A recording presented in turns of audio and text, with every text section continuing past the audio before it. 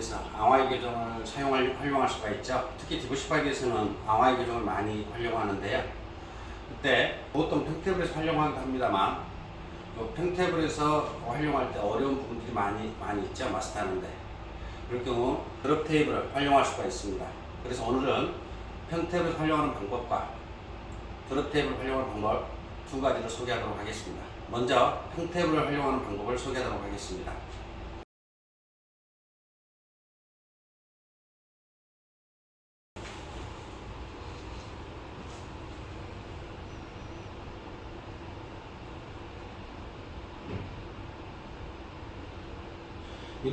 이 부위가 RPI인데요. 이거를 앙와이에서 교정을 한번 해보겠습니다. 평테이블을 통해서 먼저 이 상태에서 행돌기 부위에 컨택트를 한 다음에 내가 피술자 이군부에 씁니다. 그리고 손을 이렇게 엇갈게 짚습니다.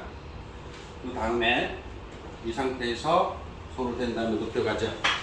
그리고 가슴으로 살짝 댄 다음에 쇼크를 맞춰줍니다. 이 뒤에 컨택트한 부위까지. 그리고 전방에서 후방을 앞으로 놓고 회전을 넣은 다음에 다시 잔 쇼크를 집어넣습니다. 전방에서 후방, 회전. 그리고 나서 이 상태에서 교정을 합니다. 이게 평테이블에서 교정하는 방법입니다. 그러면 직접 앙와이 드롭 테이블을 통해서 한번 해보겠습니다. 자, 드롭 테이블을 이용해서 사용하는 방법, 단 드롭 테이블만 활용하는 방법, 그것만 차이 있을 뿐 나머지는 같습니다. 아니면 응용하는 방법도 있습니다. 우선 평테이블을 사용하듯이 같은 조건에서 한번 해보겠습니다.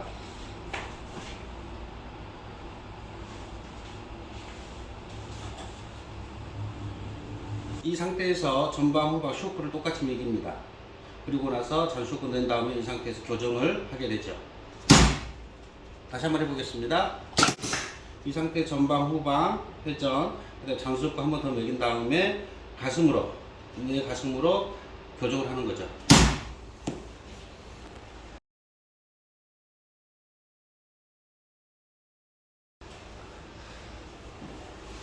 또 그러면 직접 이렇게 평테이블을 하듯이 하는 방법도 있지만 다 앙와이 시킨 다음에 하는 방법도 있죠. 방법은 거의 같습니다. 예를 들어서 똑같은 조건에서 넣어보십시오. 눈 상태에서 이 상태에서 이렇게 해주죠. 이 상태에서 다 만든 다음에 이 상태에서 쇼크 넣고 전방에서 후방, 하방에서 상방, 회전 넣은 다음에 잔 쇼크 한 번 더 넣고 이 상태에서 교정을 해주죠. 그러니까 처음부터 평테이블에서 하듯이 처음부터 이렇게 단계를 밟아가는 방법이 하나 있고, 힘들면 이 드롭 테이블 위에서 그 상태에서 셋업을 한 다음에 직접 교정하는 방법들이 있습니다. 여러분들이 편리한 대로 활용하시면 됩니다. 감사합니다.